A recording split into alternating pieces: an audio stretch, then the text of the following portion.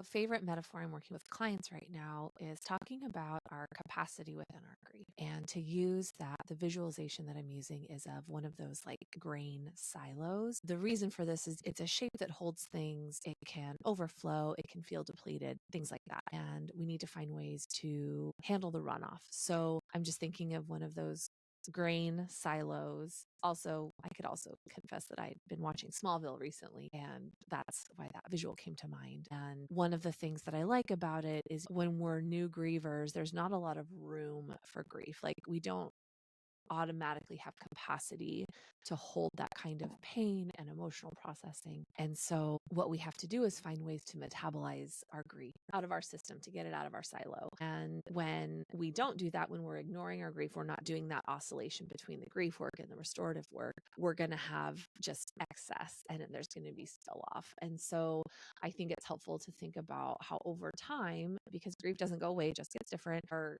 silos grow. It's almost like we're adding new rings up the silo so that it gets really big and tall, like in the Midwest. And so even like for me, it's been, it'll be 16 years in November since my brother died. My grief silo, my capacity to hold my grief is much bigger, but it still builds up over time. And so I have to find ways to metabolize it out. I was sharing on Instagram earlier this week that I'd been re-listening to a familiar audiobook where one of the characters, that's a brother figure, dies near the end of the book.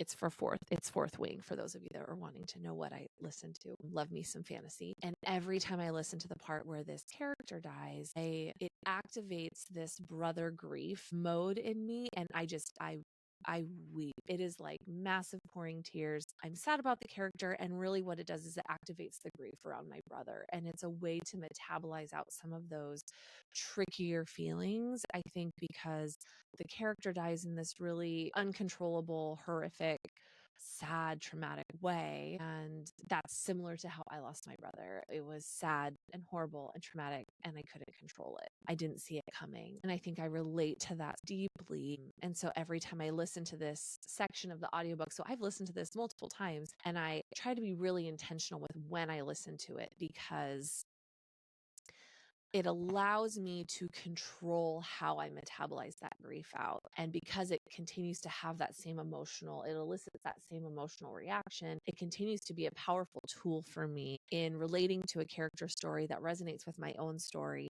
And then I'm able to metabolize out that grief. And it's almost like the stores in the silo go down so that my grief silo isn't as overloaded, because it still fills up. So anyways, just something I wanted to share. I hope you guys find that helpful. Let me know what you guys use to help metabolize out your grief. What helps drain your silo? Anyways, take care, guys.